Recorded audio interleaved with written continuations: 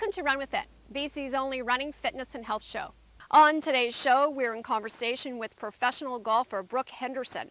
Also, we're in conversation with professional fashion photographer Dave Nauman, who talks about his work. Also, we have our Doctor's Corner segment. But first, let's go to our in-studio interview. With me in the studio is international recording artist Biff Naked. She's also an author, actress, and an advocate for animal rights and getting fit. Welcome to the show, Biff Naked. Thank you. Yeah, I'm happy to be here. Thank you. So I know you ran the Sun Run. How did that go for you? Well, the Sun Run, I didn't run. You walked I it? participated, yes. I walked it with my friend Nina because she was walking. And, you know, I mean, we could have shuffled, certainly. But it was a really nice day. It was a beautiful weather, and it was a good walk, and it was some of the hills were quite gradual and very small, but it was still a great effort for a lot of the participants. So I thought it was a wonderful event. And this was your first time participating? It was my first time. So are you going to go back and do it next year? I hope so. You know, I hope so. And it was I met some of the nice people from the marathon that happened right after the Sun Run.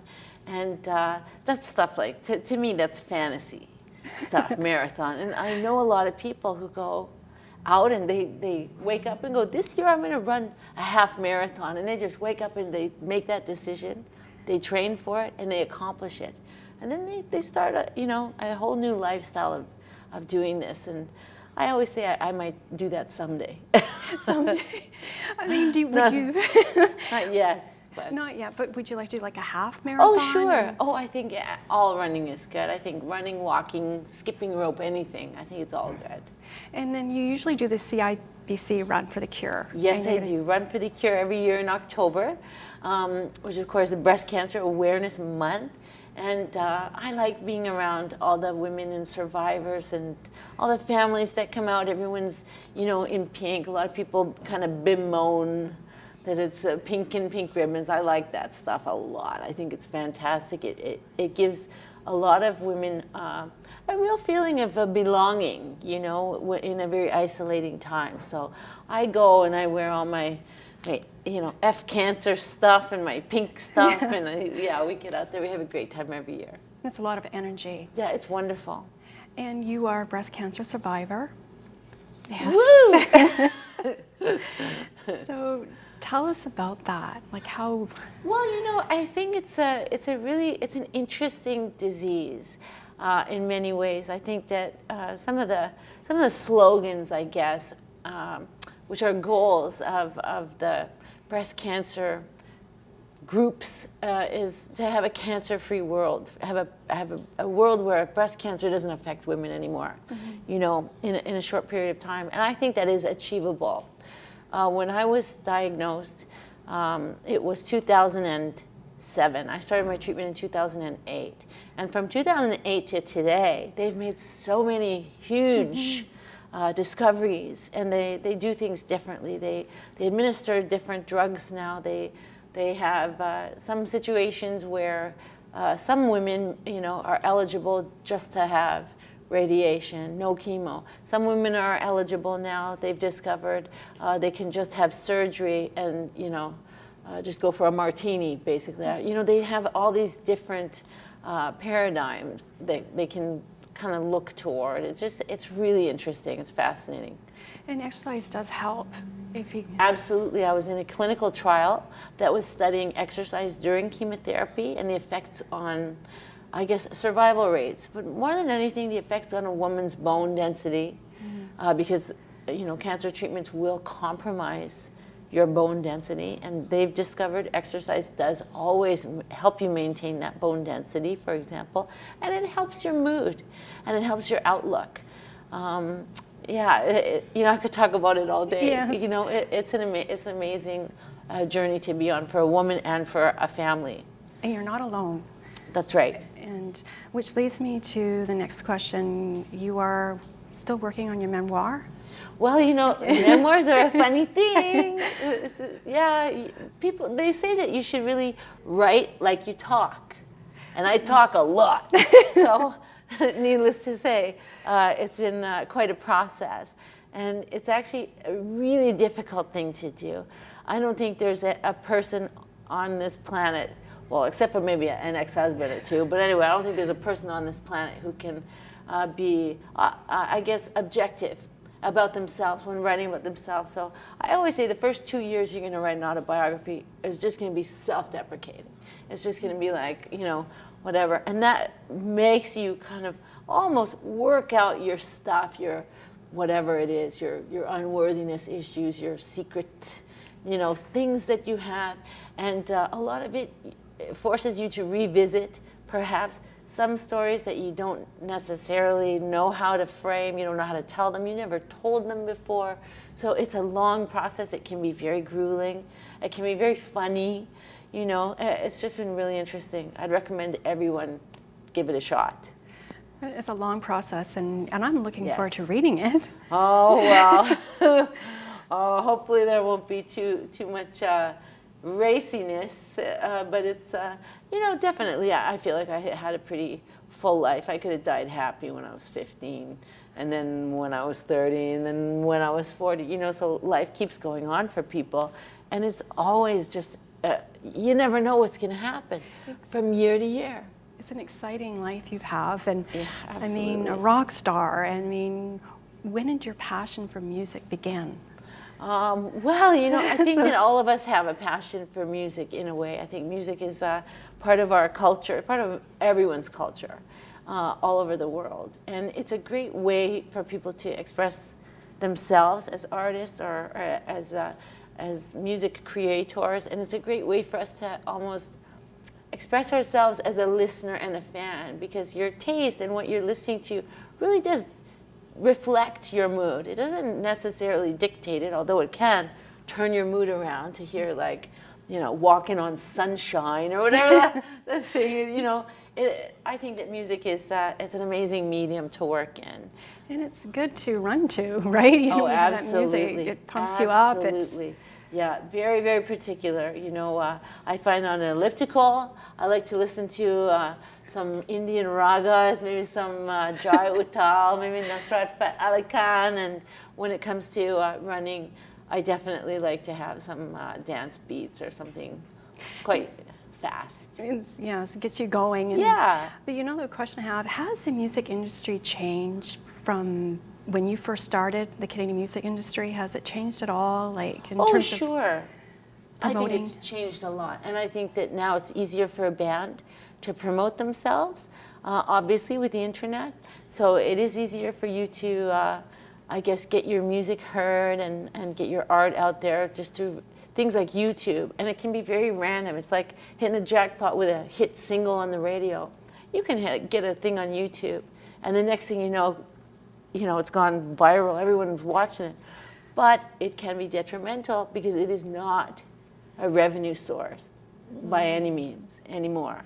And I don't think it really ever was, unless you became, I don't know, Britney Spears.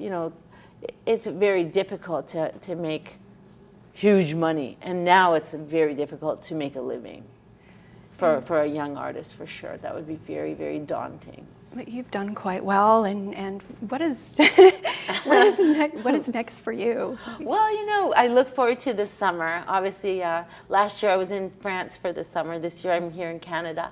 We've got the Grizz Fest, which is a festival, a rock festival coming up in northern BC, and looking forward to Run for the Cure in October. I don't know. The sky's the limit. I think that anything can happen. I just think I'm going to stay in Vancouver, and then the next thing you know, you could be working in Toronto. I just can't tell what's going to happen. It's really, I always exciting. just leave it up to the universe. And Vivek, I wanted to ask you, working out, it does help with your performing. Oh, absolutely. You have to condition like you're an athlete.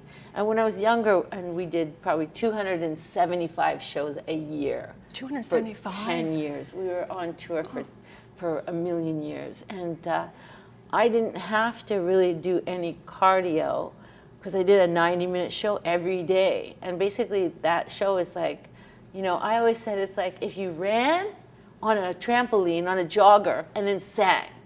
That's what it's like doing a show. Do that every day for 90 minutes and sing at the same time.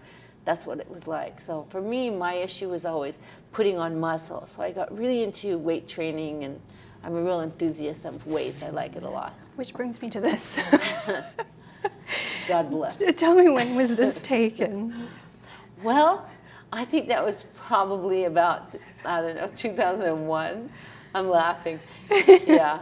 You know, and now, of course, now here we are in 2015, and I can look at that and go, I could airbrush that much, you know, they didn't even, did they even have airbrush then? You know, I started making records when they didn't have auto-tune. Believe me, you can hear it, go listen, like it's like wild. Same with photography.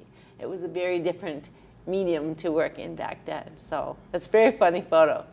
It's a great photo. Thank you. And you know, your healthy eating habits. Tell us about that. Well, I used to be a raw food vegan, and it was an accident completely because I was on tour, and all that agreed with me was fruits and vegetables. If I ate anything that deviated from that, I didn't feel good. I was very sluggish. I had headaches, and I think I probably had food sensitivities. I didn't drink. I was the only one that didn't eat bread or meat on the bus or milk because I was a singer, you know, all these other things. And what happened from that was I guess my way of eating and lifestyle evolved to the point where I felt like I was at my optimum health. And then I was diagnosed with breast cancer, you know, in this place of optimum health. And when I was in treatment, all I wanted was rice.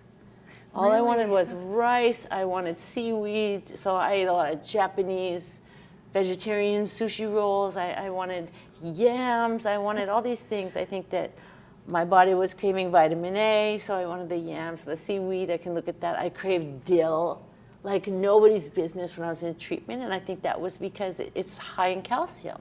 Same with almonds. So, you know, now I'm much more flexible. I kind of just eat what I want, but I ran into lots of trouble because all I wanted to eat was almonds. If you eat almonds a day, like a bag a day, number one, you'll go broke because it's so expensive. So don't steal, although I would, you know, recommend if you want to eat that many almonds, you got to do that. And avocados. I was eating an avocado a day because my manager's wife will eat avocado. She'll have half of it, and then she'll salt it and basically walk around with a spoon eating this. She's quite a gorgeous girl. And so, I mean, it looked pretty appealing when she really sells this snack. So, I mean, I had to like cut those things out. I was, you know, getting a little round. But it was, I love food. And I think that it's interesting to find new ways with old foods to keep it interesting and healthy. Last year I did the Welfare Food Challenge. I'll be doing it again in October. Awesome. And I think it's important for everyone to know, all it really is just creating an awareness of eating on what the current welfare rates are here in BC. They're different in every province. And here it worked out to about $3 a day. So I broke that into $21 for the week. And so for me to get avocados and almonds on $21 a week is not going to happen. So I have to omit that right there. So right there, those really great fats and protein in my diet is gone. All I could really afford is like a banana a day, and I eat 4 bananas a day, by the way. Really? So on my welfare food diet, I could only eat 1 banana a day because I had to ration everything for $21. It was very difficult.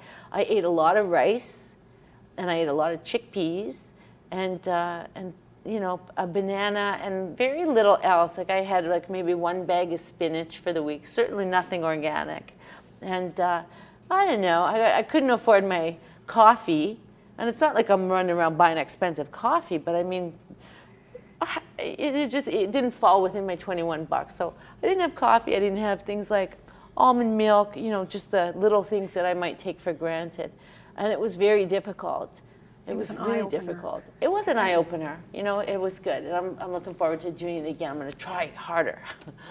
We'll see. Well, and I want to thank you very much, Bifnik, for coming on the show. Thank you for having me. like It's to have always you- fun to hang out with you.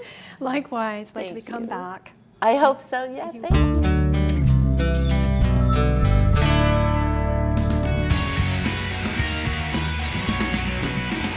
I'm here at the LPGA, Canadian Pacific Women's Open.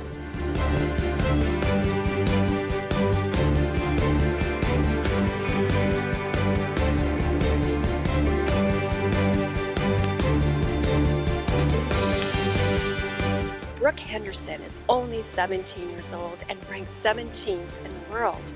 I caught up with her and talked to her about a healthy lifestyle. I have a show called Run With It, a running fitness and health show, and I just want to ask you, how do you stay fit when you're not on the course? You know, I think for most golfers, well, I shouldn't say that. Some golfers work out a lot the whole entire year. For me, it's more of an off-season deal, and then during the summer, it's just small things like maybe riding the bike or using elastic bands, but it's pretty minimal. And then in the off-season, you try and build up some strength and get ready for the season. Do you find it difficult to follow a healthy lifestyle while traveling, like eating healthy? And It can be, for sure, because you're traveling a lot and a lot of different places. But I think if you can just pay attention to it and pay attention to what your body needs, I think it all turns out pretty well. thank you. Thank you. And now it's time for our interview with Dr. Paul Ziggler on Doctor's Corner. Welcome to Doctor's Corner. With me in the studio is Dr. Paul Ziggler, who has been a medical doctor for over 40 years. During his medical career, Dr. Ziggler has fulfilled many roles from emergency physician for many years to family physician in the Lower Mainland. He was the Associate Professor of Emergency Medicine with the University of British Columbia. He is also the medical director at yeswellness.com, and he has a passion in all aspects of health, especially nutrition and naturopathy. You can hear Dr. Ziggler on Boomer Life Mondays on CL Radio, 650 AM. Welcome back to the show, Glad Dr. to be Paul here. Ziggler. So, being an active isn't healthy for anyone, but is it more so with seniors? Well, you know what? It's active. It's important to be active at any age. But the problem with seniors is that there is a perception that they can't, for one reason, be active. There are a lot of myths about exercise in seniors. So one of the myths is that I'm too old, that I can't be doing exercise anymore. It's too late. Why should I start now? You know, I'm disabled. I'm sitting in a chair. How can you expect me to exercise? And I've got all these sicknesses that I can't exercise. So for each one of those myths, there's an answer. And so for those people that say it's too late, it's never too late. It doesn't matter if you're 60, 65, 80, 85, 90.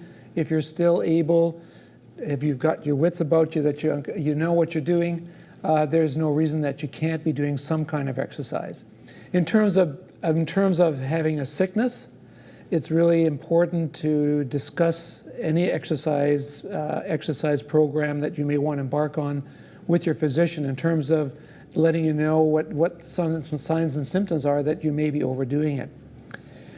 In terms of if you were disabled in a chair, if you get your grandchildren to Google chair exercises, there are endless numbers of videos on the internet to show you what you can do in a chair, and it's amazing. And what you'll find, or what the seniors will find, including me, is that there is just an invigorating response to any kind of exercise you do.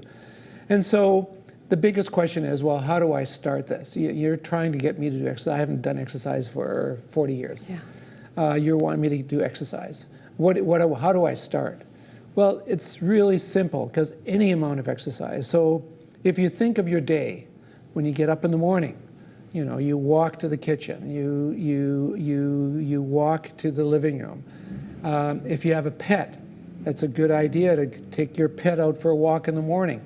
And you might only go for a block, one for a week or two. And you think, well, I can go for a week, 2 blocks. It's just something. And so if you are in a home where there might be some stairs, take the odd stair. Don't take the elevator. Mm-hmm. And you'll find how amazingly quickly your ability to do more exercise is evidenced. So there shouldn't be any reason that you can't start something. And there are health benefits to exercise, like increasing confidence and... Well, there are lots of benefits. And the first one is basically that you've got some physical benefits. Mm-hmm. You feel stronger, you're more confident, you're less fearful of falling, you fall less. and you're invigorated. There are a lot of mental benefits. You sleep better. You're less likely to have a problem with your mood swings of feeling depressed, of feeling down, feeling unwanted or unnecessary, or that you're old age, that nobody's interested in you, because you've got your own endorphins working for you to make you feel better. And also is that you can use this as exercise as a way of socially being active, to increase your support people around you, and not only in terms of keeping you on track of doing activities, but for your health, for your wellness in terms of well-being, in terms of having social contact. So for all those reasons, it's so important to get some exercise. And those aren't even touching upon the beneficial things in terms of your illnesses. So for example, if you're a little overweight, if you're diabetic, if you have high blood pressure, if you have high cholesterol, all those things are going to be helped by doing exercise.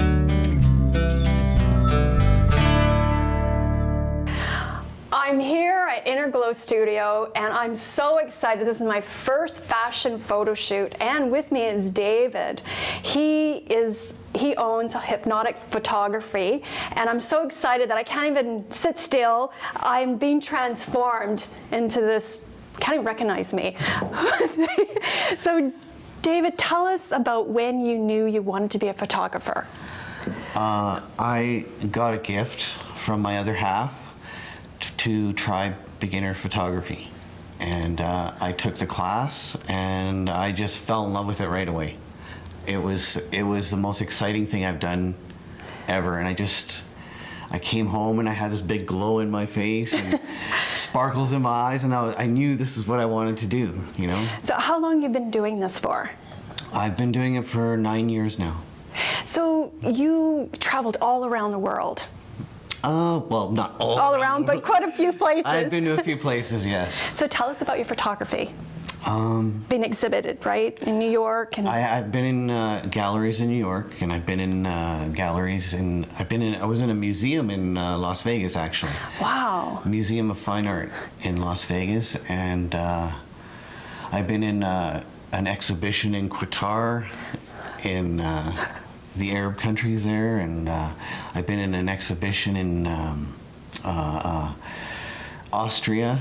Huge exhibition, a big photography show, and yeah, it's been really exciting. So how is your work different from others, would you say? You have an eye for the camera, or for photography. I was always fascinated with light, so I wanted to learn everything about lighting. So I took advanced lighting in Langara, and then I came to the studio, and I brought models in, and I just experimented all the time with light, just to see how everything, manipulated, right? And I think that's one of my trademarks is the way I light things. I like to create moods. Well, you know what? I can't wait until I get, photographed by you. I'm so excited. I can hardly stand it. It's going to be great. Thank you, David. Thank you.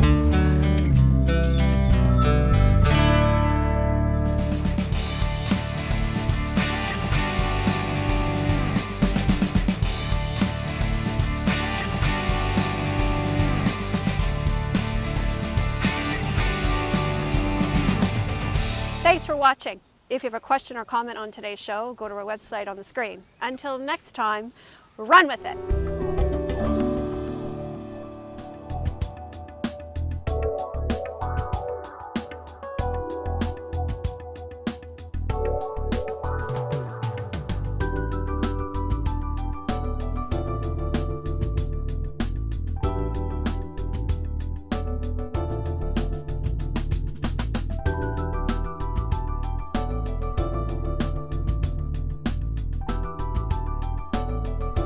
Run With It is sponsored by YesWellness.com.